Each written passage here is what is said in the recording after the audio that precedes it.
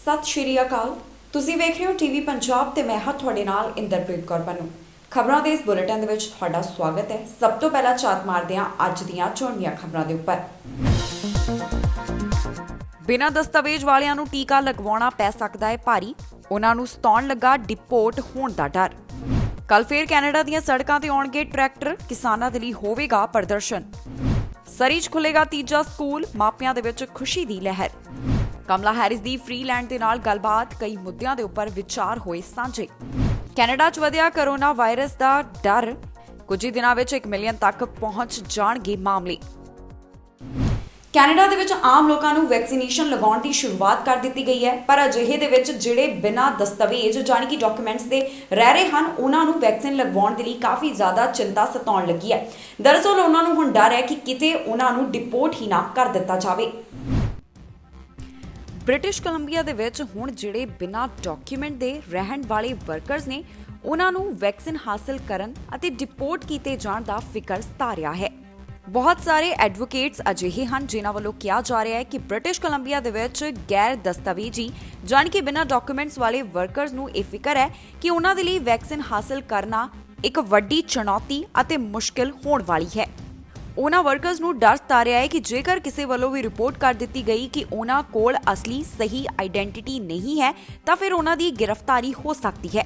ਉਧਰ British Columbia ਦੀ health ministry ਵੱਲੋਂ ਕਿਹਾ ਗਿਆ ਕਿ ਜਿਹੜੇ ਬਿਨਾਂ ਡਾਕੂਮੈਂਟ ਅਤੇ ਮਾਈਗ੍ਰੈਂਟ ਵਰਕਰ ਹਨ, ਉਹ ਆਪਣੇ ਮੈਡੀਕਲ ਕਾਰਡ ਦਿਖਾਏ ਬਿਨਾਂ ਹੀ ਵੈਕਸੀਨ ਹਾਸਲ ਕਰ ਸਕਦੇ ਨੇ। ਪਰ ਇੱਥੇ ਹੁਣ ਸਵਾਲ ਖੜਾ ਹੋ ਰਿਹਾ ਹੈ ਕਿ ਗੈਰ ਸਰਕਾਰੀ ਆਈਡੀ ਵਰਤੀ ਜਾ ਸਕਦੀ ਹੈ ਜਾਂ ਫਿਰ ਨਹੀਂ।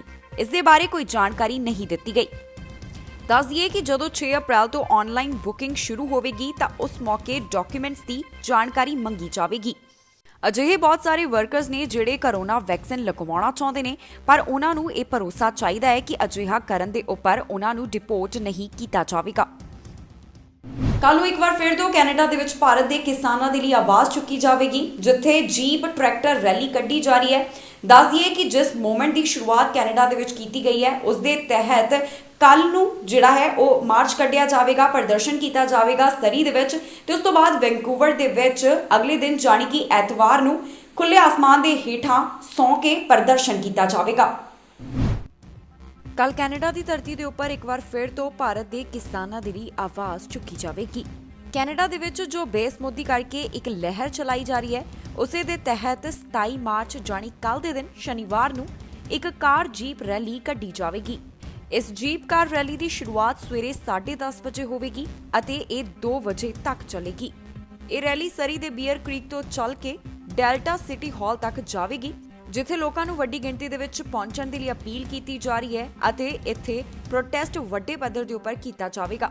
ਦੱਸ ਦਈਏ ਕਿ ਲਗਾਤਾਰ ਖਾਲੀ ਜੁੱਤੀਆਂ ਰੱਖ ਕੇ ਤਮਾਮ ਉਹਨਾਂ ਸ਼ਹੀਦਾਂ ਨੂੰ ਯਾਦ ਕੀਤਾ ਜਾ ਰਿਹਾ ਹੈ ਜਿਨ੍ਹਾਂ ਨੇ ਭਾਰਤ ਦੇ ਵਿੱਚ ਕਿਸਾਨ ਅੰਦੋਲਨ ਦੇ ਦੌਰਾਨ ਆਪਣੀ ਜਾਨ ਗਵਾ ਦਿੱਤੀ। ਇੰਨਾ ਹੀ ਨਹੀਂ, ਇੱਕ ਪ੍ਰਦਰਸ਼ਨ ਮਾਰਚ 28 ਐਤਵਾਰ ਦੇ ਦਿਨ ਵੀ ਹੋਵੇਗਾ। ਜਿਸ ਤਰ੍ਹਾਂ ਭਾਰਤ ਦੇ ਵਿੱਚ ਦਿੱਲੀ ਕਿਸਾਨ ਖੁੱਲੇ ਆਸਮਾਨ ਦੇ ਹੇਠ ਸੌਂ ਕੇ ਪ੍ਰਦਰਸ਼ਨ ਕਰ ਰਹੇ ਨੇ, ਉਸੇ ਤਰੀਕੇ ਕੈਨੇਡਾ ਦੇ ਵਿੱਚ ਵੀ ਇੱਕ ਵਾਰ ਫਿਰ ਤੋਂ ਸਾਰਿਆਂ ਨੂੰ ਦਿਖਾਇਆ ਜਾਵੇਗਾ ਅਤੇ ਉਹਨਾਂ ਦਾ ਦਰਦ ਮਹਿਸੂਸ ਕੀਤਾ ਜਾਵੇਗਾ। ਦਰਅਸਲ ਇੱਥੇ ਵੈਂਕੂਵਰ ਆਰਟ ਗੈਲਰੀ ਦੇ ਵਿੱਚ international sleep out for farmers ਰੱਖਿਆ ਗਿਆ, ਜਿੱਥੇ ਪਹਿਲੇ ਦਿਨ ਮਾਰਚ 28 ਨੂੰ ਇਹ ਪ੍ਰਦਰਸ਼ਨ ਹੋਵੇਗਾ ਤੇ ਦੂਸਰੇ ਦਿਨ 29 ਮਾਰਚ ਨੂੰ ਵੀ ਇਹ ਪ੍ਰਦਰਸ਼ਨ ਕੀਤਾ ਜਾਵੇਗਾ। ਦੱਸ ਦਈਏ ਕਿ ਸ਼ਾਮ ਨੂੰ 6 ਵਜੇ ਤੋਂ ਲੈ ਕੇ 9 ਵਜੇ ਤੱਕ ਕਿਸਾਨਾਂ ਦੇ ਲਈ ਆਵਾਜ਼ ਚੁੱਕੀ ਜਾਵੇਗੀ। ਇਸ ਤੋਂ ਬਾਅਦ ਰਾਤ 9 ਵਜੇ ਤੋਂ ਲੈ ਕੇ ਸਵੇਰ ਦੇ 6 ਵਜੇ ਤੱਕ ਬਾਹਰ ਖੁੱਲੇ ਆਸਮਾਨ ਦੇ ਹੇਠ ਸੌਂ ਕੇ ਉਹ ਦਰਦ ਮਹਿਸੂਸ ਕੀਤਾ ਜਾਵੇਗਾ ਜੋ ਭਾਰਤ ਦੇ ਵਿੱਚ ਕਿਸਾਨ ਕਰ ਰਹੇ ਨੇ, ਤੇ ਸਭ ਨੂੰ ਦੱਸਿਆ ਜਾਵੇਗਾ ਕਿ ਕਿਸ ਤਰ੍ਹਾਂ ਕਿੰਨੀਆਂ ਮੁਸ਼ਕਲਾਂ ਦੇ ਵਿੱਚ ਰਹਿ ਕੇ ਉਹਨਾਂ ਵੱਲੋਂ ਇਹ ਅੰਦੋਲਨ ਨੂੰ ਜਾਰੀ ਰੱਖਿਆ ਜਾ ਰਿਹਾ ਹੈ। ਤੇ ਇਸ ਦੇ ਨਾਲ ਹੀ ਅਗਲੇ ਦਿਨ ਜਾਣੀ ਕਿ ਮਾਰਚ 29 ਨੂੰ ਪ੍ਰੋਟੈਸਟ ਕੀਤਾ ਜਾਵੇਗਾ, ਜਿਸ ਦੇ ਲਈ 8 ਵਜੇ ਜਾਣੀ ਸਵੇਰੇ 8 ਵਜੇ ਤੋਂ ਲੈ ਕੇ 10 ਵਜੇ ਤੱਕ ਦਾ ਸਮਾਂ ਮਿਥਿਆ ਗਿਆ ਹੈ। ਸਰੀ ਵਾਸੀਆਂ ਦੇ ਲਈ ਇੱਕ ਵੱਡੀ ਅਪਡੇਟ ਸਾਹਮਣੇ ਆਈ ਹੈ। ਹੁਣ ਇੱਥੇ ਇੱਕ ਤੀਸਰਾ ਸਕੂਲ ਖੋਲ੍ਹਣ ਦੀ ਪਰਮਿਸ਼ਨ ਜਾਣੀ ਕਿ ਆਗਿਆ ਮਿਲ ਗਈ ਹੈ। ਮਿਨਿਸਟਰ ਆਫ ਐਜੂਕੇਸ਼ਨ ਵੱਲੋਂ ਇਸ ਦੀ ਜਾਣਕਾਰੀ ਸਾਂਝੀ ਕੀਤੀ ਗਈ ਹੈ। ਉਹਨਾਂ ਦੱਸਿਆ ਕਿ ਸਰੀ ਦੇ ਵਿੱਚ ਹੁਣ ਤੀਸਰਾ ਸਕੂਲ ਖੁੱਲੇਗਾ। ਇਹ ਖਬਰ ਸਾਂਝੀ ਕਰਦੇ ਉਹਨਾਂ ਕਿਹਾ ਕਿ ਕਾਫੀ ਲੰਬੇ ਸਮੇਂ ਤੋਂ ਇਹ ਮੰਗ ਕੀਤੀ ਜਾ ਰਹੀ ਸੀ ਕਿ ਇੱਕ ਸਕੂਲ ਇੱਥੇ ਹੋਰ ਖੋਲ੍ਹਿਆ ਜਾਵੇ। ਇਸ ਖਬਰ ਤੋਂ ਬਾਅਦ ਮਾਪੇ ਅਤੇ ਬੱਚੇ ਦੋਹਾਂ ਦੇ ਵਿੱਚ ਖੁਸ਼ੀ ਦਾ ਮਾਹੌਲ ਹੈ। ਦੱਸ ਦਈਏ ਕਿ ਚੋਣਾਂ ਦੇ ਵਿੱਚ ਵੀ ਸਕੂਲ ਦਾ ਮੁੱਦਾ ਸਮੇਂ-ਸਮੇਂ ਦੇ ਉੱਪਰ ਚੁੱਕਿਆ ਜਾਂਦਾ ਰਿਹਾ ਹੈ। ਸਰੀ ਵਾਸੀਆਂ ਦੇ ਲਈ ਇੱਕ ਵੱਡੀ ਖਬਰ ਸਾਹਮਣੇ ਆਈ ਹੈ। ਹੁਣ ਅਗਲੇ ਹਫ਼ਤੇ ਸਰੀ ਦੇ ਵਿੱਚ ਨਵਾਂ ਸਕੂਲ ਖੁੱਲਣ ਜਾ ਰਿਹਾ ਹੈ। ਇੱਥੇ 600 ਤੋਂ ਵੱਧ ਵਿਦਿਆਰਥੀਆਂ ਦੇ ਲਈ ਕਲਾਸਰੂਮ ਬਣਾਏ ਜਾਣੀ ਕਿ ਮੁਹੱਈਆ ਕਰਵਾਏ ਜਾਣਗੇ। ਇਸ ਨਵੇਂ ਸਕੂਲ ਖੋਲਣ ਦਾ ਐਲਾਨ ਮਿਨਿਸਟਰ ਆਫ ਐਜੂਕੇਸ਼ਨ ਵੱਲੋਂ ਕੀਤਾ ਗਿਆ। ਇਸ ਐਲਾਨ ਦੌਰਾਨ ਉਹਨਾਂ ਨੇ ਕਿਹਾ ਕਿ ਮਾਂ-ਬਾਪ ਅਤੇ ਬੱਚਿਆਂ ਦੇ ਵਿੱਚ ਖੁਸ਼ੀ ਦੀ ਲਹਿਰ ਹੈ। ਲੰਬੇ ਸਮੇਂ ਤੋਂ ਸਰੀ ਦੇ ਵਿੱਚ ਇੱਕ ਸਕੂਲ ਬਣਾਉਣ ਦੀ ਮੰਗ ਕੀਤੀ ਜਾ ਰਹੀ ਸੀ। ਚੋਣਾਂ ਦੇ ਵਿੱਚ ਵੀ ਇਹ ਇੱਕ ਅਹਿਮ ਮੁੱਦਾ ਰਿਹਾ, ਜਿਸ ਵਿੱਚ ਇਹ ਕਿਹਾ ਜਾ ਰਿਹਾ ਸੀ ਕਿ ਸਰੀ ਦੇ ਵਿੱਚ ਸਕੂਲ ਬਣਾਇਆ ਜਾਣਾ ਚਾਹੀਦਾ ਹੈ। ਇਹ ਜੋ ਨਵੇਂ ਸਕੂਲ ਦਾ ਐਲਾਨ ਕੀਤਾ ਗਿਆ, ਇਸ ਦਾ ਨਾਮ ਮੈਡੀਓ ਐਲੀਮੈਂਟਰੀ ਸਕੂਲ ਰੱਖਿਆ ਜਾਵੇਗਾ। ਦੱਸ ਦਈਏ ਕਿ ਮਿਨਿਸਟਰ ਆਫ ਐਜੂਕੇਸ਼ਨ ਵੱਲੋਂ $23.8 ਮਿਲੀਅਨ ਦਾ ਐਲਾਨ ਇਸ ਸਕੂਲ ਵਾਸਤੇ ਕੀਤਾ ਗਿਆ। ਇਸ ਦੇ ਨਾਲ ਹੀ ਸਰੀ ਸਕੂਲ ਡਿਸਟ੍ਰਿਕਟ ਨੇ ਇਸ ਦੇ ਵਾਸਤੇ $7.1 ਮਿਲੀਅਨ ਦਾ ਐਲਾਨ ਕੀਤਾ ਹੈ। ਜ਼ਿਕਰਯੋਗ ਹੈ ਕਿ 2020 ਤੋਂ ਲੈ ਕੇ 2021 ਦੇ ਦੌਰਾਨ ਸਰੀ ਦੇ ਸਕੂਲਾਂ ਦੇ ਵਿੱਚ ਵਿਦਿਆਰਥੀਆਂ ਦੇ ਲਈ 2300 ਸੀਟਾਂ ਵਧਾਈਆਂ ਗਈਆਂ। ਸਰੀ ਕਲੋਵਰਡੇਲ ਐਮਐਲਏ ਵੱਲੋਂ ਵੀ ਇਸ ਮੌਕੇ ਦੇ ਉੱਪਰ ਆਪਣੇ ਵਿਚਾਰਾਂ ਦੀ ਸਾਂਝ ਪਾਈ ਗਈ। ਉਹਨਾਂ ਕਿਹਾ ਕਿ ਸਰੀ ਦੇ ਲੋਕਾਂ ਵੱਲੋਂ ਲੰਬੇ ਸਮੇਂ ਤੋਂ ਇਹ ਮੰਗ ਕੀਤੀ ਜਾ ਰਹੀ ਸੀ ਅਤੇ ਇਸ ਸਕੂਲ ਦੇ ਐਲਾਨ ਤੋਂ ਬਾਅਦ ਸਾਡੇ ਖੇਤਰ ਦੇ ਲਈ ਇੱਕ ਚੰਗੀ ਖਬਰ ਆਈ ਹੈ। ਜਾਣਕਾਰੀ ਮੁਤਾਬਕ ਪਿਛਲੇ 4 ਸਾਲਾਂ ਦੌਰਾਨ ਸਕੂਲਾਂ ਦੇ ਵਾਸਤੇ $410 ਮਿਲੀਅਨ ਦਾ ਨਿਵੇਸ਼ ਜਾਣੀ ਕਿ ਇਨਵੈਸਟਮੈਂਟ ਕੀਤੀ ਗਈ ਹੈ। ਇਸ ਦੇ ਨਾਲ ਹੀ 2024 ਤੱਕ ਸਟੂਡੈਂਟਸ ਦੇ ਲਈ 8,900 ਨਵੀਆਂ ਸੀਟਾਂ ਵੀ ਹੋਣਗੀਆਂ। ਅਮਰੀਕਾ ਦੀ ਉਪ ਰਾਸ਼ਟਰਪਤੀ ਵੱਲੋਂ ਕੈਨੇਡਾ ਦੀ ਉਪ ਪ੍ਰਧਾਨ ਮੰਤਰੀ ਦੇ ਨਾਲ ਗੱਲਬਾਤ ਕੀਤੀ ਗਈ ਹੈ। ਕਈ ਮੁੱਦਿਆਂ ਦੇ ਉੱਪਰ ਦੋਹਾਂ ਨੇਤਾਵਾਂ ਵੱਲੋਂ ਆਪਣੇ ਵਿਚਾਰਾਂ ਦੀ ਸਾਂਝ ਪਾਈ ਗਈ। ਮਾਈਗ੍ਰੇਸ਼ਨ ਦਾ ਮੁੱਦਾ ਇਸ ਦੇ ਵਿੱਚ ਖਾਸ ਰਿਹਾ, ਜਿਸ ਦੇ ਉੱਪਰ ਦੋਵਾਂ ਵੱਲੋਂ ਆਪਣੇ ਵਿਚਾਰ ਰੱਖੇ ਗਏ। ਅਮਰੀਕਾ ਦੀ ਉਪ ਰਾਸ਼ਟਰਪਤੀ ਵੱਲੋਂ ਕੈਨੇਡਾ ਦੀ ਉਪ ਪ੍ਰਧਾਨ ਮੰਤਰੀ ਜਾਣੀ ਕਿ ਡਿਪਟੀ ਪ੍ਰਾਈਮ ਮਿਨਿਸਟਰ ਦੇ ਨਾਲ ਗੱਲਬਾਤ ਕੀਤੀ ਗਈ ਹੈ। ਇਹਨਾਂ ਦੋਹਾਂ ਨੇਤਾਵਾਂ ਦੇ ਵਿੱਚ ਫੋਨ ਉੱਪਰ ਗੱਲਬਾਤ ਹੋਈ ਹੈ। ਦੋਹਾਂ ਨੇਤਾਵਾਂ ਨੇ ਕਈ ਮੁੱਦਿਆਂ ਦੇ ਉੱਪਰ ਚਰਚਾ ਕੀਤੀ ਅਤੇ ਇਹਨਾਂ ਦੇ ਵਿੱਚ ਹੀ ਇੱਕ ਅਹਿਮ ਮੁੱਦਾ ਸੀ ਮਾਈਗ੍ਰੇਸ਼ਨ ਦਾ। ਕੈਨੇਡਾ ਦੀ ਉਪ ਪ੍ਰਧਾਨ ਮੰਤਰੀ ਕ੍ਰਿਸਟੀਆ ਫਰੀਲੈਂਡ ਵੱਲੋਂ ਮਿਡ ਅਮਰੀਕਾ ਤੋਂ ਮਾਈਗ੍ਰੇਸ਼ਨ ਵਰਗੇ ਮੁੱਦਿਆਂ ਦੇ ਨਾਲ ਨਜਿੱਠਣ ਦੇ ਲਈ ਸਹਿਯੋਗ ਦੇ ਬਾਰੇ ਵਿੱਚ ਗੱਲਬਾਤ ਕੀਤੀ ਗਈ ਹੈ। ਇਹ ਜੋ ਗੱਲਬਾਤ ਦੋਹਾਂ ਨੇਤਾਵਾਂ ਦੇ ਵਿਚਕਾਰ ਹੋਈ ਹੈ, ਇਸ ਦੀ ਜਾਣਕਾਰੀ ਵਾਈਟ ਹਾਊਸ ਵੱਲੋਂ ਸਾਂਝੀ ਕੀਤੀ ਗਈ। ਦੱਸ ਦਈਏ ਕਿ ਇਸ ਹਫ਼ਤੇ ਦੇ ਸ਼ੁਰੂ ਦੇ ਵਿੱਚ ਹੀ ਰਾਸ਼ਟਰਪਤੀ ਜੋ ਬਾਈਡਨ ਵੱਲੋਂ ਕਮਲਾ ਹੈਰਿਸ ਨੂੰ ਮੈਕਸੀਕੋ ਅਤੇ ਮਿਡਲ ਅਮਰੀਕਾ ਦੇ ਵਿੱਚ ਮਾਈਗ੍ਰੇਸ਼ਨ ਦੀਆਂ ਕੋਸ਼ਿਸ਼ਾਂ ਰੋਕਣ ਦੀ ਅਗਵਾਈ ਕਰਨ ਦੇ ਲਈ ਅਪਾਇੰਟ ਕੀਤਾ ਗਿਆ ਸੀ। ਵਾਈਟ ਹਾਊਸ ਵੱਲੋਂ ਜੋ ਇੱਕ ਬਿਆਨ ਜਾਰੀ ਕੀਤਾ ਗਿਆ, ਉਸ ਦੇ ਵਿੱਚ ਉਹਨਾਂ ਕਿਹਾ ਕਿ ਮਿਡਲ ਅਮਰੀਕਾ ਤੋਂ ਮਾਈਗ੍ਰੇਸ਼ਨ ਦੇ ਮੁੱਢਲੇ ਕਾਰਨਾਂ ਦੇ ਹੱਲ ਦੇ ਲਈ ਇਕੱਠੇ ਕੰਮ ਕਰਨਾ ਇਸ ਵਿੱਚ ਸ਼ਾਮਿਲ ਹੈ, ਜਿਸ ਦੇ ਉੱਪਰ ਦੋਹਾਂ ਨੇਤਾਵਾਂ ਵੱਲੋਂ ਗੱਲਬਾਤ ਕੀਤੀ ਗਈ। ਇੱਥੇ ਦੱਸਣਾ ਪੈਂਦਾ ਹੈ ਕਿ ਅਮਰੀਕਾ ਦੇ ਸਾਬਕਾ ਰਾਸ਼ਟਰਪਤੀ ਵੱਲੋਂ ਇਮੀਗ੍ਰੇਸ਼ਨ ਨੀਤੀਆਂ ਨੂੰ ਕਾਫੀ ਜ਼ਿਆਦਾ ਸਖਤ ਕੀਤਾ ਗਿਆ ਸੀ। ਜੋ ਉਹਨਾਂ ਵੱਲੋਂ ਸੋਚਿਆ ਗਿਆ ਹੋਇਆ ਉਸ ਦੇ ਉਲਟ ਸੀ, ਬਲਕਿ ਅਜਿਹੀਆਂ ਸਖਤੀਆਂ ਕਰਨ ਦੇ ਨਾਲ ਇਲੀਗਲ ਤਰੀਕੇ ਦੇ ਨਾਲ ਦੇਸ਼ ਵਿੱਚ ਦਾਖਲ ਹੋਣ ਵਾਲੇ ਪ੍ਰਵਾਸੀਆਂ ਦੀ ਗਿਣਤੀ 'ਚ ਵਾਧਾ ਹੋਇਆ। ਜੋ ਜਾਣਕਾਰੀ ਯੂਐਸ ਦੇ custom and border protection agency ਵੱਲੋਂ ਸਾਂਝੀ ਕੀਤੀ ਗਈ, ਉਸ ਦੇ ਮੁਤਾਬਕ ਅੰਦਾਜ਼ਨ ਤੌਰ ਦੇ ਉੱਪਰ 78,000 ਇਮੀਗ੍ਰੈਂਟਸ ਨੇ ਜਨਵਰੀ ਦੇ ਵਿੱਚ ਦੱਖਣੀ ਸਰਹੱਦ ਪਾਰ ਕਰਨ ਦੀ ਕੋਸ਼ਿਸ਼ ਕੀਤੀ। ਜੇਕਰ ਪਿਛਲੇ ਸਾਲ ਦਸੰਬਰ ਦੀ ਗੱਲ ਕਰੀਏ ਤਾਂ ਇਸ ਦੇ ਵਿੱਚ ਇਸ ਵਾਰ 6% ਦਾ ਵਾਧਾ ਦੇਖਿਆ ਗਿਆ।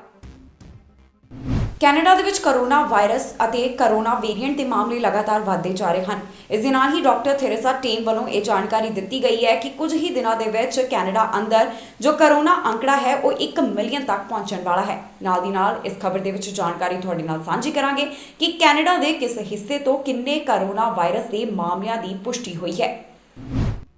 ਕੈਨੇਡਾ ਦੇ ਵਿੱਚ ਕਰੋਨਾ ਵਾਇਰਸ ਦੇ ਮਾਮਲੇ ਲਗਾਤਾਰ ਵਧਦੇ ਹੀ ਜਾ ਰਹੇ ਨੇ।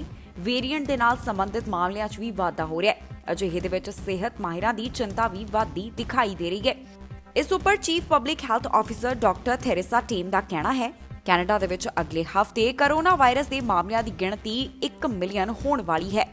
ਉਨ੍ਹਾਂ ਇਸ ਦੇ ਉੱਪਰ ਵੀ ਚਿੰਤਾ ਦਾ ਪ੍ਰਗਟਾਵਾ ਕੀਤਾ ਕਿ ਹੋ ਸਕਦਾ ਹੈ ਕਿ ਆਉਣ ਵਾਲੇ ਦਿਨਾਂ ਦੌਰਾਨ ਇੱਕ ਦਿਨ ਅੰਦਰ 12,000 ਮਾਮਲੇ ਸਾਹਮਣੇ ਆਉਣ। ਕੈਨੇਡਾ ਦੇ ਵੱਖ-ਵੱਖ ਪ੍ਰੋਵਿੰਸਸ ਦੇ ਵਿੱਚ ਜੋ 24 ਘੰਟਿਆਂ ਦੌਰਾਨ ਮਾਮਲੇ ਸਾਹਮਣੇ ਆਏ, ਉਹਨਾਂ ਦੀ ਗੱਲ ਕਰੀਏ ਤਾਂ 24 ਘੰਟਿਆਂ ਦੌਰਾਨ ਓਨਟਾਰੀਓ ਤੋਂ 2,169 ਮਾਮਲਿਆਂ ਦੀ ਪੁਸ਼ਟੀ ਹੋਈ ਹੈ। ਇਸ ਦੇ ਨਾਲ ਹੀ ਓਨਟਾਰੀਓ ਵੱਲੋਂ ਆਪਣੇ ਆਊਟਡੋਰ ਫਿਟਨੈਸ ਹੇਅਰ ਸੈਲੂਨ ਖੋਲ੍ਹਣ ਦੀ ਇਜਾਜ਼ਤ ਵੀ ਦੇ ਦਿੱਤੀ ਗਈ ਹੈ। ਸਰਕਾਰ ਵੱਲੋਂ ਐਲਾਨ ਕੀਤਾ ਗਿਆ ਕਿ ਹੁਣ ਆਊਟਡੋਰ ਫਿਟਨੈਸ ਕਲਾਸਿਸ ਚਲਾਈਆਂ ਜਾ ਸਕਦੀਆਂ ਨੇ। ਇਸ ਦੇ ਵਿੱਚ 10 ਜਾਣੇ ਸ਼ਾਮਿਲ ਹੋ ਸਕਦੇ ਨੇ। ਇਸ ਦੇ ਨਾਲ ਹੀ ਮਿਨਿਸਟਰੀ ਆਫ ਐਜੂਕੇਸ਼ਨ ਵੱਲੋਂ ਜਾਣਕਾਰੀ ਦਿੱਤੀ ਗਈ ਕਿ ਜਿਹੜੇ 24 ਘੰਟਿਆਂ ਦੌਰਾਨ ਮਾਮਲੇ ਸਾਹਮਣੇ ਆਏ, ਇਹਨਾਂ ਚੋਂ 167 ਸਕੂਲ ਰਿਲੇਟਡ ਕੇਸ ਹਨ, ਜਿਨ੍ਹਾਂ ਵਿੱਚੋਂ 138 ਸਟੂਡੈਂਟਸ ਅਤੇ 29 ਸਟਾਫ ਮੈਂਬਰ ਨੇ। ਕਿਊਬੈਕ ਤੋਂ 24 ਘੰਟਿਆਂ ਦੌਰਾਨ 950 ਮਾਮਲੇ ਸਾਹਮਣੇ ਆਏ ਅਤੇ 7 ਮੌਤਾਂ ਦਰਜ ਕੀਤੀਆਂ ਗਈਆਂ। ਹੁਣ ਤੱਕ ਇੱਥੇ 3,06,385 ਕਨਫਰਮਡ ਕੇਸ ਨੇ ਅਤੇ 10,687 ਲੋਕਾਂ ਦੀ ਜਾਨ ਜਾ ਚੁੱਕੀ ਹੈ। ਹਸਪਤਾਲ ਦੇ ਵਿੱਚ 481 ਦੇ ਕਰੀਬ ਲੋਕ ਹਨ, ਜਿਨ੍ਹਾਂ ਵਿੱਚੋਂ 115 ਇੰਟੈਂਸਿਵ ਕੇਅਰ ਅਧੀਨ ਨੇ। ਦੱਸ ਦਈਏ ਕਿ 24 ਘੰਟਿਆਂ ਦੌਰਾਨ 54,951 ਡੋਜ਼ਜ਼ ਵੈਕਸੀਨ ਦੀਆਂ ਦਿੱਤੀਆਂ ਗਈਆਂ। ਮੈਨੀਟੋਬਾ ਤੋਂ 24 ਘੰਟਿਆਂ ਦੌਰਾਨ 116 ਕਰੋਨਾ ਵਾਇਰਸ ਦੇ ਮਾਮਲੇ ਸਾਹਮਣੇ ਆਏ ਅਤੇ 3 ਲੋਕਾਂ ਦੀ ਜਾਨ ਇਸ ਵਾਇਰਸ ਦੇ ਕਰਕੇ ਚਲੀ ਗਈ। ਇਸ ਦੇ ਨਾਲ ਹੀ ਦੱਸ ਦਈਏ ਕਿ 46 ਉਹ ਮਾਮਲਿਆਂ ਦੀ ਪੁਸ਼ਟੀ ਹੋਈ ਹੈ ਜਿਹੜੇ ਕਰੋਨਾ ਵੇਰੀਐਂਟ ਦੇ ਨਾਲ ਜੁੜੇ ਹੋਏ ਨੇ। ਕੈਨੇਡਾ ਦੇ ਵਿੱਚ ਹੁਣ ਤੱਕ 9,55,000 ਦੇ ਕਰੀਬ ਲੋਕ ਕਰੋਨਾ ਵਾਇਰਸ ਦਾ ਸ਼ਿਕਾਰ ਹੋ ਚੁੱਕੇ ਨੇ। 22,820 ਦੇ ਕਰੀਬ ਮੌਤਾਂ ਹੋ ਚੁੱਕੀਆਂ ਨੇ। ਇਸ ਦੇ ਨਾਲ ਹੀ ਕੈਨੇਡਾ ਦੇ ਅੰਦਰ 8,92,000 ਦੇ ਕਰੀਬ ਰਿਕਵਰਡ ਕੇਸ ਨੇ, ਜਾਣੀ ਕਿ ਜਿਨ੍ਹਾਂ ਵੱਲੋਂ ਕਰੋਨਾ ਵਾਇਰਸ ਨੂੰ ਮਾਤ ਦਿੱਤੀ ਗਈ। ਪ੍ਰਧਾਨ ਮੰਤਰੀ ਜਸਟਿਨ ਟਰੂਡੋ ਵੱਲੋਂ ਖਾਸ ਤਿਉਹਾਰ ਦੇ ਉੱਪਰ ਸ਼ੁਭਕਾਮਨਾਵਾਂ ਵਧਾਈਆਂ ਦਿੱਤੀਆਂ ਗਈਆਂ ਨੇ। ਪ੍ਰਧਾਨ ਮੰਤਰੀ ਜਸਟਿਨ ਟਰੂਡੋ ਵੱਲੋਂ ਪਾਸਓਵਰ ਦੇ ਮੌਕੇ ਦੇ ਉੱਪਰ ਆਪਣਾ ਸੰਦੇਸ਼ ਜਾਰੀ ਕੀਤਾ ਗਿਆ, ਜਿੱਥੇ ਉਹਨਾਂ ਨੇ तमाम ਕੈਨੇਡੀਅਨਸ ਨੂੰ ਮੁਬਾਰਕਬਾਦ ਆਖੀ ਹੈ। Tomorrow evening, Jewish communities across Canada and around the world will celebrate the start of Passover. This is a time for families and friends to gather around the Seder table, to share foods like matzah and maror, drink wine and read from the Haggadah, and reflect on the story of the Exodus. Passover is about the triumph of the Israelites over slavery and affliction. It's a story of strength and resilience in the face of hardship, lessons that we can all draw upon as we continue to deal with the global COVID-19 pandemic. We will take action against anti-Semitism and other forms of hatred wherever it happens. Jewish Canadians will never stand alone. Your government will continue to stand with you and take action against one of the world's oldest and most pervasive forms of hate. On behalf of our family, Sophie and I wish everyone celebrating a joyful and happy Passover. Stay safe and healthy, everyone, and next year we will celebrate together. 2024 ਦੀਆਂ ਚੋਣਾਂ ਦੇ ਵਿੱਚ ਇੱਕ ਵਾਰ ਫੇਰ ਤੋਂ ਜੋ Biden ਅਤੇ Donald Trump ਆਮੋ ਸਾਹਮਣੇ ਹੋ ਸਕਦੇ ਨੇ, ਕਿਉਂਕਿ ਹਾਲ ਹੀ ਦੇ ਵਿੱਚ ਡੋਨਲਡ ਟਰੰਪ ਵੱਲੋਂ ਇਹ ਗੱਲ ਕਹੀ ਗਈ ਸੀ ਕਿ ਉਹ 2024 ਦੀਆਂ ਚੋਣਾਂ ਲੜ ਸਕਦੇ ਨੇ ਤੇ ਐਲਾਨ ਜੋ ਬਾਈਡਨ ਵੱਲੋਂ ਵੀ ਕਰ ਦਿੱਤਾ ਗਿਆ ਕਿ 2024 ਦੀਆਂ ਰਾਸ਼ਟਰਪਤੀ ਚੋਣਾਂ ਉਹਨਾਂ ਵੱਲੋਂ ਇੱਕ ਵਾਰ ਫੇਰ ਤੋਂ ਲੜੀਆਂ ਜਾਣਗੀਆਂ। ਦੇਖਣਾ ਦਿਲਚਸਪ ਹੋਵੇਗਾ ਕਿ ਜਦੋਂ ਇੱਕ ਵਾਰ ਫੇਰ ਤੋਂ ਜੋ ਬਾਈਡਨ ਅਤੇ ਡੋਨਲਡ ਟਰੰਪ ਆਮੋ ਸਾਹਮਣੇ ਹੋਣਗੇ। ਇਸ ਵਾਰ ਜੋ ਅਮਰੀਕਾ ਦੇ ਅੰਦਰ ਰਾਸ਼ਟਰਪਤੀ ਚੋਣਾਂ ਹੋਈਆਂ, ਇਸ ਦੇ ਵਿੱਚ ਜੋ ਬਾਈਡਨ ਵੱਲੋਂ ਇਤਿਹਾਸ ਰਚਿਆ ਗਿਆ ਅਤੇ ਜਿੱਤ ਪ੍ਰਾਪਤ ਕੀਤੀ ਗਈ, ਜਾਂ ਫਿਰ ਕਹਿ ਲਈਏ ਕਿ ਇੱਕ ਵੱਡੀ ਲੀਡ ਦੇ ਨਾਲ ਜਿੱਤ ਪ੍ਰਾਪਤ ਕੀਤੀ ਗਈ। ਇਸ ਦੇ ਨਾਲ ਹੀ ਜੋ ਬਾਈਡਨ ਵੱਲੋਂ 2024 ਨੂੰ ਲੈ ਕੇ ਇੱਕ ਵੱਡਾ ਐਲਾਨ ਕੀਤਾ ਗਿਆ। ਉਹਨਾਂ ਕਹਿ ਦਿੱਤਾ ਹੈ ਕਿ ਮੈਂ 2024 ਦੇ ਵਿੱਚ ਦੁਬਾਰਾ ਤੋਂ ਰਾਸ਼ਟਰਪਤੀ ਚੋਣ ਲੜਾਂਗਾ। ਹੁਣ ਅਮਰੀਕਾ ਦੇ ਮੌਜੂਦਾ ਰਾਸ਼ਟਰਪਤੀ ਵੱਲੋਂ 2024 ਦੇ ਵਿੱਚ ਦੁਬਾਰਾ ਇਲੈਕਸ਼ਨ ਲੜਨ ਦੀ ਤਿਆਰੀ ਕੀਤੀ ਜਾ ਰਹੀ ਹੈ। ਇੰਨਾ ਹੀ ਨਹੀਂ, ਉਹਨਾਂ ਵੱਲੋਂ ਇਹ ਵੀ ਸੰਕੇਤ ਦਿੱਤਾ ਗਿਆ ਹੈ ਕਿ ਅਮਰੀਕਾ ਦੀ ਉਪ ਰਾਸ਼ਟਰਪਤੀ ਕਮਲਾ ਹੈਰਿਸ ਵੀ ਇੱਕ ਵਾਰ ਫਿਰ ਤੋਂ ਉਪ ਰਾਸ਼ਟਰਪਤੀ ਦੇ ਅਹੁਦੇ ਲਈ ਚੋਣ ਲੜ ਸਕਦੀ ਹੈ। ਹੋ ਸਕਦਾ ਹੈ ਕਿ 2024 ਦੀਆਂ ਚੋਣਾਂ ਦੇ ਵਿੱਚ ਜੋ ਬਾਈਡਨ ਦੀ ਟੱਕਰ ਡੋਨਲਡ ਟਰੰਪ ਦੇ ਨਾਲ ਹੋਵੇ, ਕਿਉਂਕਿ ਟਰੰਪ ਨੇ ਪਹਿਲਾਂ ਹੀ 2024 ਦੇ ਵਿੱਚ ਰਾਸ਼ਟਰਪਤੀ ਚੋਣ ਲੜਨ ਦਾ ਇਸ਼ਾਰਾ ਕਰ ਦਿੱਤਾ ਸੀ। ਪੱਤਰਕਾਰਾਂ ਦੇ ਨਾਲ ਗੱਲਬਾਤ ਕਰਦਿਆਂ ਜੋ ਬਾਈਡਨ ਨੇ ਕਿਹਾ ਕਿ ਮੇਰਾ ਹੁਣ ਇਹ ਇਰਾਦਾ ਹੈ ਕਿ ਮੈਂ ਰਾਸ਼ਟਰਪਤੀ ਚੋਣਾਂ ਲੜਾਂ, ਜੋ ਕਿ 2024 ਦੇ ਵਿੱਚ ਹੋਣ ਜਾ ਰਹੀਆਂ ਨੇ। ਦੱਸ ਦਈਏ ਕਿ ਆਪਣਾ ਅਹੁਦਾ ਸੰਭਾਲਣ ਤੋਂ ਬਾਅਦ ਕਾਫੀ ਜ਼ਿਆਦਾ ਫਾਰਮ ਦੇ ਵਿੱਚ ਜੋ ਬਾਈਡਨ ਨਜ਼ਰ ਆਏ, ਜਿੱਥੇ ਉਹਨਾਂ ਵੱਲੋਂ ਪਹਿਲੇ ਦਿਨ ਅਹੁਦਾ ਸੰਭਾਲਦਿਆਂ ਹੀ ਕਈ ਵੱਡੇ ਐਲਾਨ ਕੀਤੇ ਗਏ। ਉਧਰ ਉਹਨਾਂ ਵੱਲੋਂ ਆਪਣੀ ਪਹਿਲੀ ਪ੍ਰੈਸ ਕਾਨਫਰੰਸ ਵੀ ਕੀਤੀ ਗਈ, ਜਿਸ ਦੇ ਵਿੱਚ 30 ਪੱਤਰਕਾਰ ਸ਼ਾਮਿਲ ਹੋਏ ਸਨ। ਇਸ ਦੌਰਾਨ ਜੋ ਬਾਈਡਨ ਵੱਲੋਂ ਵੈਕਸੀਨੇਸ਼ਨ ਦੇ ਬਾਰੇ ਵਿੱਚ ਵੀ ਐਲਾਨ ਕੀਤਾ ਗਿਆ ਸੀ, ਜਿਸ ਦੇ ਵਿੱਚ ਉਹਨਾਂ ਕਿਹਾ ਕਿ ਹੁਣ ਕਾਰਜਕਾਲ ਦੇ 100 ਦਿਨਾਂ ਦੇ ਦੌਰਾਨ 200 ਮਿਲੀਅਨ ਸ਼ਾਟਸ ਲਗਾਏ ਜਾਣਗੇ। ਸੋ ਹੁਣ ਦੇਖਣਾ ਕਾਫੀ ਜ਼ਿਆਦਾ ਦਿਲਚਸਪ ਹੋਵੇਗਾ ਕਿ 2024 ਦੇ ਵਿੱਚ ਜੇਕਰ ਇੱਕ ਵਾਰ ਫਿਰ ਤੋਂ ਜੋ ਬਾਈਡਨ ਤੇ ਡੋਨਲਡ ਟਰੰਪ ਇੱਕ ਦੂਸਰੇ ਦੇ ਆਮੋ ਸਾਹਮਣੇ ਆਉਂਦੇ ਨੇ, ਤਾਂ ਫਿਰ ਇਹਨਾਂ ਚੋਣਾਂ ਵਿੱਚ ਕੀ ਹੋਵੇਗਾ ਤੇ ਕੀ ਨਤੀਜੇ ਹੋਣਗੇ। ਬ੍ਰਿਟਿਸ਼ ਕੋਲੰਬੀਆ ਦੇ ਵਿੱਚ ਕਰੋਨਾ ਵਾਇਰਸ ਦੇ ਚੱਲਦਿਆਂ ਕਾਫੀ ਲੰਬੇ ਸਮੇਂ ਤੋਂ ਪਾਬੰਦੀਆਂ ਲਗਾਈਆਂ ਗਈਆਂ। ਸੀਨੀਅਰ ਹੋਮ ਵਾਸਤੇ ਇੱਕ ਐਲਾਨ ਕੀਤਾ ਗਿਆ, ਜਿੱਥੇ ਕਿਹਾ ਗਿਆ ਹੈ ਕਿ ਜਿਹੜੇ ਦੋਸਤ ਨੇ ਤੇ ਪਰਿਵਾਰਕ ਮੈਂਬਰ ਉਹ 1 ਅਪ੍ਰੈਲ ਤੋਂ ਇੱਥੇ ਜਾ ਕੇ ਰੈਜ਼ੀਡੈਂਟਸ ਨੂੰ ਮਿਲ ਸਕਦੇ ਹਨ। ਇਹ ਜਾਣਕਾਰੀ ਸਾਂਝੀ ਕੀਤੀ ਗਈ ਹੈ। ਨਾਲ ਦੀ ਨਾਲ ਦੱਸਿਆ ਗਿਆ ਕਿ ਕਰੋਨਾ ਵਾਇਰਸ ਦੇ ਨਿਯਮਾਂ ਦਾ ਪਾਲਣ ਕਰਨਾ ਹੋਵੇਗਾ ਅਤੇ ਹੁਣ ਸਟਾਫ ਨੂੰ ਮੋਨੀਟਰ ਕਰਨ ਦੀ ਵੀ ਜ਼ਰੂਰਤ ਨਹੀਂ ਹੋਵੇਗੀ। ਕਰੋਨਾ ਵਾਇਰਸ ਦੇ ਚੱਲਦਿਆਂ ਬ੍ਰਿਟਿਸ਼ ਕੋਲੰਬੀਆ ਦੇ ਵਿੱਚ ਲੰਬੇ ਸਮੇਂ ਤੋਂ ਪਾਬੰਦੀਆਂ ਲਗਾਈਆਂ ਗਈਆਂ ਸੀ। ਹੁਣ ਅਪ੍ਰੈਲ 1 ਤੋਂ ਦੋਸਤ ਪਰਿਵਾਰ ਵਾਲੇ ਬ੍ਰਿਟਿਸ਼ ਕੋਲੰਬੀਆ ਸੀਨੀਅਰ ਹੋਮਸ ਦੇ ਵਿੱਚ ਜਾ ਸਕਣਗੇ। ਸੋ ਜਿਹੜਾ ਕਾਫੀ ਲੰਬੇ ਸਮੇਂ ਤੋਂ ਇੰਤਜ਼ਾਰ ਕੀਤਾ ਜਾ ਰਿਹਾ ਸੀ, ਉਹ ਇੰਤਜ਼ਾਰ ਹੁਣ ਖਤਮ ਹੋ ਗਿਆ ਹੈ। ਪਬਲਿਕ ਆਫੀਸ਼ੀਅਲਸ ਦੇ ਵੱਲੋਂ ਕਿਹਾ ਗਿਆ ਕਿ ਸੀਨੀਅਰ ਹੋਮਸ ਦੇ ਵਿੱਚ ਪਰਿਵਾਰ ਅਤੇ ਦੋਸਤ ਰੈਜ਼ੀਡੈਂਟਸ ਨੂੰ ਮਿਲਣ ਦੇ ਵਾਸਤੇ ਜਾ ਸਕਦੇ ਹਨ। ਦੱਸ ਦਈਏ ਕਿ 1 ਸਾਲ ਤੋਂ ਬ੍ਰਿਟਿਸ਼ ਕੋਲੰਬੀਆ ਦੇ ਵਿੱਚ ਕੋਰੋਨਾ ਵਾਇਰਸ ਦੇ ਕਰਕੇ ਪਾਬੰਦੀਆਂ ਲਗਾਈਆਂ ਗਈਆਂ ਸੀ। ਪ੍ਰੋਵਿੰਸ਼ੀਅਲ ਹੈਲਥ ਆਫਿਸਰਸ ਦੇ ਵੱਲੋਂ ਹੁਣ ਇਹਨਾਂ तमाम ਪਾਬੰਦੀਆਂ ਦੇ ਵਿੱਚ ਢਿੱਲ ਦਿੱਤੀ ਗਈ ਹੈ, ਜਾਣੀ ਕਿ ਰਾਹਤ ਦਿੱਤੀ ਗਈ ਹੈ। ਨਵੇਂ ਐਲਾਨ ਦੇ ਮੁਤਾਬਕ ਲੌਂਗ ਟਰਮ ਕੇਅਰ ਹੋਮਸ ਦੇ ਵਿੱਚ ਜਾਣ ਦੇ ਵਾਸਤੇ ਪਹਿਲਾਂ ਤੁਹਾਨੂੰ ਅਪਾਇੰਟਮੈਂਟ ਲੈਣੀ ਪਵੇਗੀ। ਹੁਣ 2 ਵਿਜ਼ਿਟਰ ਅਤੇ ਉਹਨਾਂ ਦੇ ਨਾਲ ਇੱਕ ਬੱਚਾ ਵੀ ਜਾ ਸਕੇਗਾ। ਇੰਨਾ ਹੀ ਨਹੀਂ, ਇਸ ਮੌਕੇ ਦੇ ਉੱਪਰ ਮਾਸਕ ਪਾਉਣਾ ਪਵੇਗਾ ਅਤੇ ਹੋਰ ਵੀ ਜਿਹੜੇ ਕੋਰੋਨਾ ਦੇ ਕਾਰਨ ਨਿਯਮਾਂ ਦਾ ਐਲਾਨ ਕੀਤਾ ਗਿਆ, ਜਾਣੀ ਕਿ ਜਿਸ ਦੇ ਵਿੱਚ ਆਪਣੇ ਹੱਥਾਂ ਦੀ ਸਾਫ਼ ਸਫਾਈ, ਮਾਸਕ ਪਾਉਣਾ, ਫਿਜ਼ੀਕਲ ਡਿਸਟੈਂਸਿੰਗ ਆਦਿ ਸ਼ਾਮਿਲ ਹੈ, ਉਸ ਸਭ ਦਾ ਖਿਆਲ ਰੱਖਣਾ ਹੋਵੇਗਾ। ਪਹਿਲਾਂ ਜਿਵੇਂ ਬ੍ਰਿਟਿਸ਼ ਕੋਲੰਬੀਆ ਦੇ ਵਿੱਚ ਅਜਿਹਾ ਹੁੰਦਾ ਸੀ ਕਿ ਸੀਨੀਅਰ ਹੋਮਸ ਦੇ ਵਿੱਚ ਸਟਾਫ ਵੱਲੋਂ ਆਉਣ ਵਾਲਿਆਂ ਨੂੰ ਮੋਨੀਟਰ ਕੀਤਾ ਜਾਂਦਾ ਸੀ, ਪਰ ਹੁਣ ਅਜਿਹਾ ਨਹੀਂ ਹੋਵੇਗਾ, ਜਿਸ ਦਾ ਮਤਲਬ ਹੈ ਕਿ ਸਟਾਫ ਨੂੰ ਹੁਣ ਮੋਨੀਟਰ ਕਰਨ ਦੀ ਜ਼ਰੂਰਤ ਨਹੀਂ ਪਵੇਗੀ। ਇਹ तमाम ਜਾਣਕਾਰੀ ਬ੍ਰਿਟਿਸ਼ ਕੋਲੰਬੀਆ ਦੇ ਸੀਨੀਅਰ ਹੋਮਸ ਦੇ ਨਾਲ ਸੰਬੰਧਿਤ ਸਾਂਝੀ ਕੀਤੀ ਗਈ ਹੈ। ਕੈਨੇਡਾ ਤੋਂ ਵੈਕਸੀਨ ਦੇ ਨਾਲ ਜੁੜੀ ਹੋਈ ਅਪਡੇਟ ਸਾਹਮਣੇ ਆਈ ਹੈ, ਜਿਸ ਦੇ ਵਿੱਚ ਹੁਣ ਇਹ ਪਾਇਆ ਗਿਆ ਕਿ ਮੋਡਰਨਾ ਵੈਕਸੀਨ ਦੀ ਸ਼ਿਪਮੈਂਟ ਇੱਕ ਵਾਰ ਫਿਰ ਤੋਂ ਦੇਰੀ ਦੇ ਨਾਲ ਕੈਨੇਡਾ ਪਹੁੰਚੇਗੀ। ਜੀ ਹਾਂ, ਕੰਪਨੀ ਵੱਲੋਂ ਇਹ ਜਾਣਕਾਰੀ ਸਾਂਝੀ ਕੀਤੀ ਗਈ ਹੈ ਤੇ ਨਾਲ ਦੀ ਨਾਲ तमाम ਕੈਨੇਡੀਅਨਸ ਦੇ ਨਾਲ ਇਹ ਜਿਹੜੀ ਅਪਡੇਟ ਹੈ ਪ੍ਰੋਕਿਉਰਮੈਂਟ ਮਿਨਿਸਟਰ ਵੱਲੋਂ ਸਾਂਝੀ ਕੀਤੀ ਗਈ। ਉਹਨਾਂ ਦੱਸਿਆ ਕਿ ਹੁਣ ਮੋਡਰਨਾ ਵੈਕਸੀਨ ਦੀ ਜਿਹੜੀ ਅਗਲੀ ਖੇਪ ਹੈ ਅਗਲੇ ਹਫ਼ਤੇ ਕੈਨੇਡਾ ਨੂੰ ਪਹੁੰਚੇਗੀ। ਕੈਨੇਡਾ ਦੇ ਵਿੱਚ ਇੱਕ ਵਾਰ ਫਿਰ ਤੋਂ ਮੋਡਰਨਾ ਵੈਕਸੀਨ ਦੇਰੀ ਦੇ ਨਾਲ ਪਹੁੰਚੇਗੀ।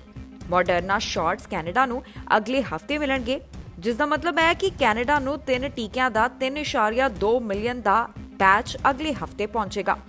ਇਹ ਜਾਣਕਾਰੀ ਪ੍ਰੋਕਿਉਰਮੈਂਟ ਮਿਨਿਸਟਰ ਵੱਲੋਂ ਸਾਂਝੀ ਕੀਤੀ ਗਈ ਹੈ। ਆਨੰਦ ਨੇ ਦੱਸਿਆ ਕਿ ਸਪਲਾਇਰਸ ਨੇ ਸਾਨੂੰ ਪਹਿਲਾਂ ਹੀ ਇਸ ਦੇ ਬਾਰੇ ਜਾਣਕਾਰੀ ਦੇ ਦਿੱਤੀ ਸੀ ਕਿ ਟੀਕੇ ਦੇ ਵਿੱਚ ਕੁਝ ਦੇਰੀ ਆ ਸਕਦੀ ਹੈ, ਜਾਣੀ ਕਿ ਉਸ ਦੀ ਸ਼ਿਪਮੈਂਟ ਦੇ ਵਿੱਚ ਕੁਝ ਦੇਰੀ ਆ ਸਕਦੀ ਹੈ ਅਤੇ ਇਸ ਦਾ ਅਸਰ ਅਗਲੇ ਬੈਚ ਦੇ ਉੱਪਰ ਨਹੀਂ ਪਵੇਗਾ। ਇਹ ਟੀਕੇ ਦੀ ਅਗਲੀ ਖੇਪ ਕੈਨੇਡਾ ਨੂੰ 5 ਅਪ੍ਰੈਲ ਨੂੰ ਪਹੁੰਚੇਗੀ। ਜੋ ਕੈਨੇਡਾ ਨੂੰ ਅਗਲੀ ਵੈਕਸੀਨ ਸ਼ਿਪਮੈਂਟ ਮਿਲਣ ਵਾਲੀ ਹੈ, ਇਸ ਦੇ ਵਿੱਚ 1.2 ਮਿਲੀਅਨ ਡੋਜ਼ ਫਾਈਜ਼ਰ ਅਤੇ 1.5 ਮਿਲੀਅਨ ਡੋਜ਼ ਐਸਟ੍ਰਾਜੈਨੇਕਾ ਵੈਕਸੀਨ ਦੇ ਸ਼ਾਮਲ ਹਨ। ਕੈਨੇਡਾ ਨੂੰ ਫਾਈਜ਼ਰ ਟੀਕੇ ਦੀਆਂ ਮਈ ਆਖਿਰ ਤੱਕ ਹਰ ਹਫ਼ਤੇ ਮਿਲੀਅਨ ਡੋਜ਼ ਮਿਲਣਗੀਆਂ। ਇਸ ਦੇ ਨਾਲ ਹੀ ਅਪ੍ਰੈਲ 19 ਦੇ ਹਫ਼ਤੇ ਕੈਨੇਡਾ ਨੂੰ ਮੋਡਰਨਾ ਦੀਆਂ 1.2 ਮਿਲੀਅਨ ਡੋਜ਼ਸ ਭੇਜੀਆਂ ਜਾਣਗੀਆਂ। ਸੋ ਮੋਡਰਨਾ ਵੈਕਸੀਨ ਦੇ ਨਾਲ ਸੰਬੰਧਿਤ ਅਤੇ ਬਾਕੀ ਟੀਕਿਆਂ ਦੀ ਜਾਣਕਾਰੀ ਪ੍ਰੋਕਿਉਰਮੈਂਟ ਮਿਨਿਸਟਰ ਵੱਲੋਂ ਸਾਂਝੀ ਕੀਤੀ ਗਈ ਹੈ, ਜਿੱਥੇ ਉਹਨਾਂ ਦੱਸਿਆ ਹੈ ਕਿ ਮੋਡਰਨਾ ਵੈਕਸੀਨ ਦੀ ਸ਼ਿਪਮੈਂਟ ਦੇ ਵਿੱਚ ਇੱਕ ਵਾਰ ਫਿਰ ਤੋਂ ਦੇਰੀ ਹੋਵੇਗੀ। ਬ੍ਰਿਟਿਸ਼ ਕੋਲੰਬੀਆ ਦੀ ਪੁਲਿਸ ਨੂੰ ਇੱਕ ਵੱਡੀ ਸਫਲਤਾ ਹੱਥ ਲੱਗੀ ਹੈ, ਜਦੋਂ ਉਹਨਾਂ ਵੱਲੋਂ ਇੱਕ ਵਿਅਕਤੀ ਨੂੰ ਗ੍ਰਿਫਤਾਰ ਕੀਤਾ ਗਿਆ ਜਿਸ ਵੱਲੋਂ ਗੋਲੀਆਂ ਚਲਾਈਆਂ ਜਾ ਰਹੀਆਂ ਸੀ। ਕਿੱਥੇ ਮਾਮਲਾ ਵਾਪਰਿਆ, ਇਸ ਦੇ ਨਾਲ ਸੰਬੰਧਿਤ ਸਾਰੀ ਜਾਣਕਾਰੀ ਦੱਸਾਂਗੇ ਇਸ ਖਬਰ ਦੇ ਵਿੱਚ।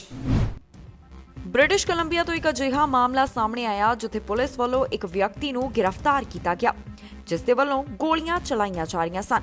ਮਾਰਚ 25 ਨੂੰ RCMP ਵੱਲੋਂ ਨਾਰਥਆਪ ਕੋਟਨੀ ਦੇ ਵਿੱਚ ਇੱਕ ਵਿਅਕਤੀ ਨੂੰ ਗ੍ਰਿਫਤਾਰ ਕੀਤਾ ਗਿਆ, ਜਾਣੀ ਕਿ ਕਸਟਡੀ ਦੇ ਵਿੱਚ ਲਿਆ ਗਿਆ ਹੈ। ਇਸ ਏਰੀਆ ਦੇ ਵਿੱਚ ਪੁਲਿਸ ਵੱਲੋਂ ਲੋਕਾਂ ਨੂੰ ਕਿਹਾ ਗਿਆ ਸੀ ਕਿ ਉਹ ਦੂਰ ਰਹਿਣ।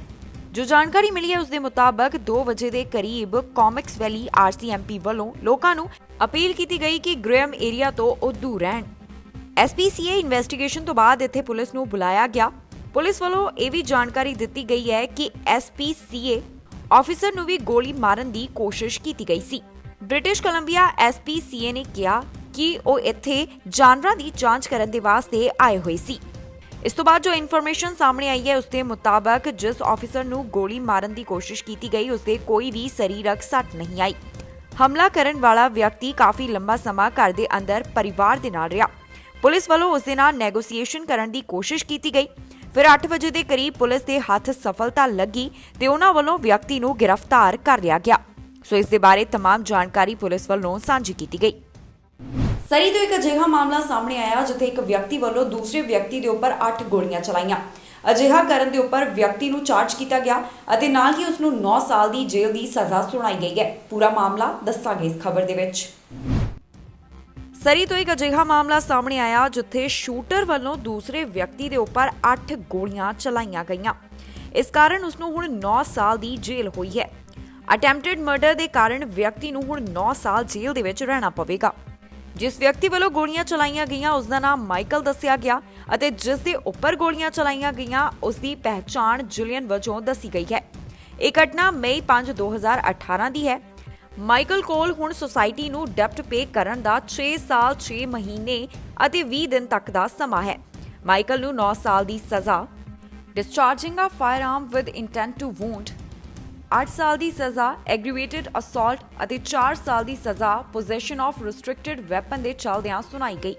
ਜੋ ਜਾਣਕਾਰੀ ਦਿੱਤੀ ਗਈ ਉਸ ਦੇ ਵਿੱਚ ਇਹ ਵੀ ਦੱਸਿਆ ਗਿਆ ਕਿ ਜਦੋਂ ਉਸ ਵੱਲੋਂ ਅਜਿਹਾ ਕੀਤਾ ਜਾ ਰਿਹਾ ਸੀ, ਜਾਣੀ ਗੋਲੀਆਂ ਚਲਾਈਆਂ ਜਾ ਰਹੀਆਂ ਸੀ, ਉਸ ਦੇ ਨਾਲ ਆਮ ਲੋਕਾਂ ਨੂੰ ਨੁਕਸਾਨ ਪਹੁੰਚ ਸਕਦਾ ਸੀ, ਆਸ-ਪਾਸ ਦੇ ਲੋਕਾਂ ਨੂੰ ਨੁਕਸਾਨ ਪਹੁੰਚ ਸਕਦਾ ਸੀ, ਕੋਈ ਹੋਰ ਇਸ ਦੇ ਵਿੱਚ ਜ਼ਖਮੀ ਵੀ ਹੋ ਸਕਦਾ ਸੀ ਤੇ ਉਸ ਦੀ ਮੌਤ ਵੀ ਹੋ ਸਕਦੀ ਸੀ। ਸੋ ਪੁਲਿਸ ਵੱਲੋਂ ਇਸ तमाम ਮਾਮਲੇ ਦੇ ਵਿੱਚ ਜਾਣਕਾਰੀ ਸਾਂਝੀ ਕੀਤੀ ਗਈ ਹੈ। ਉਹਨਾਂ ਵੱਲੋਂ ਦੱਸਿਆ ਗਿਆ ਕਿ ਕਿਸ ਤਰ੍ਹਾਂ ਪੀੜਤ ਦੇ 2 ਵਾਰ ਗੋਲੀਆਂ ਲੱਗੀਆਂ, ਇੱਕ ਗੋਲੀ ਉਸ ਦੀ ਸੱਜੀ ਬਾਹ ਦੇ ਵਿੱਚ ਲੱਗੀ ਅਤੇ ਦੂਸਰੀ ਉਸ ਦੇ ਖੱਬੇ ਹੱਥ ਦੇ ਵਿੱਚ ਲੱਗੀ। ਇਹ ਗੋਲੀਆਂ ਜਿਸ ਹੈਂਡਗਨ ਦੇ ਨਾਲ ਚਲਾਈਆਂ ਗਈਆਂ ਉਹ 9mm ਦੀ ਦੱਸੀ ਗਈ ਹੈ। ਸਰਜਨ ਵੱਲੋਂ ਉਸ ਦੇ ਹੱਥ ਤੇ ਬਾਹ ਦੇ ਵਿੱਚੋਂ ਸਫਲਤਾ ਦੇ ਨਾਲ ਗੋਲੀਆਂ ਕੱਢ ਦਿੱਤੀਆਂ ਗਈਆਂ।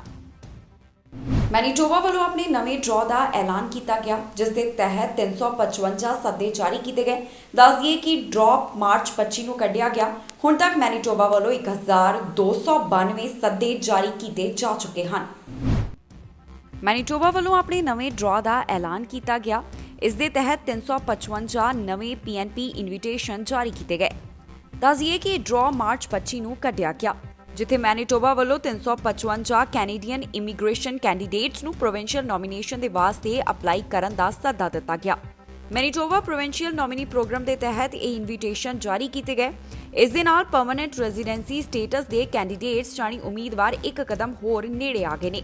ਮੈਨੀਟੋਬਾ ਵੱਲੋਂ 3 ਸਟਰੀਮਸ ਦੇ ਅਧੀਨ ਇਨਵੀਟੇਸ਼ਨ ਸੱਦੇ ਦਿੱਤੇ ਜਾਂਦੇ ਨੇ। ਇਹ 3 ਸਟਰੀਮ ਹਨ: ਸਕਿਲਡ ਵਰਕਰਸ ਇਨ ਮੈਨੀਟੋਬਾ, ਇੰਟਰਨੈਸ਼ਨਲ ਐਜੂਕੇਸ਼ਨ ਸਟਰੀਮ ਅਤੇ ਸਕਿਲਡ ਵਰਕਰਸ ਓਵਰਸੀ। ਮੈਨੀਟੋਬਾ ਵੱਲੋਂ ਜੋ ਨਵਾਂ ਡਰਾਅ ਕੱਢਿਆ ਗਿਆ ਉਸ ਮੁਤਾਬਕ ਸਕਿਲਡ ਵਰਕਰਸ ਇਨ ਮੈਨੀਟੋਬਾ ਅਧੀਨ 285 ਇਨਵੀਟੇਸ਼ਨ ਦਿੱਤੇ ਗਏ, ਜਿਸ ਦੇ ਵਾਸਤੇ ਘੱਟੋ-ਘੱਟ 423 EOI ਸਕੋਰਸ ਦੀ ਜ਼ਰੂਰਤ ਸੀ।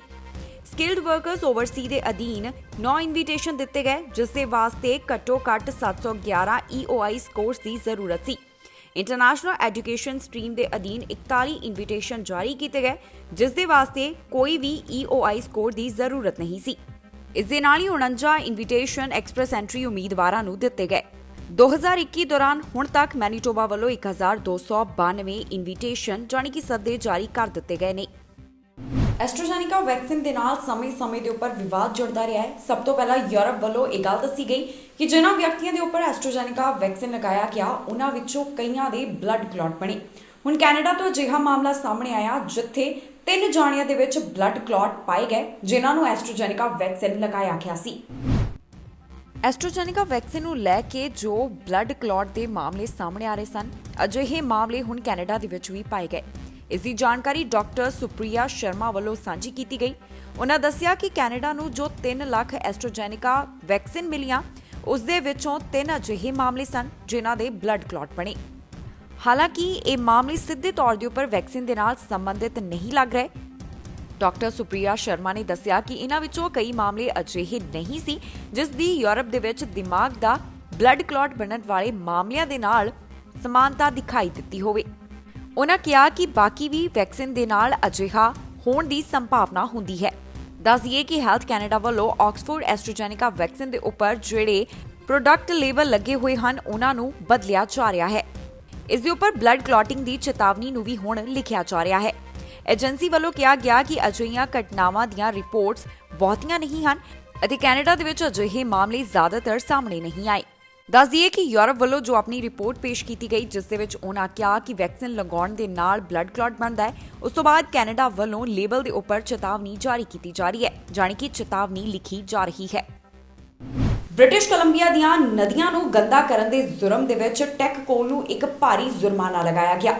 ਦੱਸ ਦਈਏ ਕਿ ਇਸ ਕੰਪਨੀ ਨੂੰ $60 ਮਿਲੀਅਨ ਦਾ ਜੁਰਮਾਨਾ ਭਰਨਾ ਪਵੇਗਾ। ਬ੍ਰਿਟਿਸ਼ ਕੋਲੰਬੀਆ ਦੀਆਂ ਨਦੀਆਂ ਨੂੰ ਗੰਦਾ ਕਰਨਾ ਟੈਕਕੋਲ ਨੂੰ ਕਾਫੀ ਮਹਿੰਗਾ ਪਿਆ ਹੈ।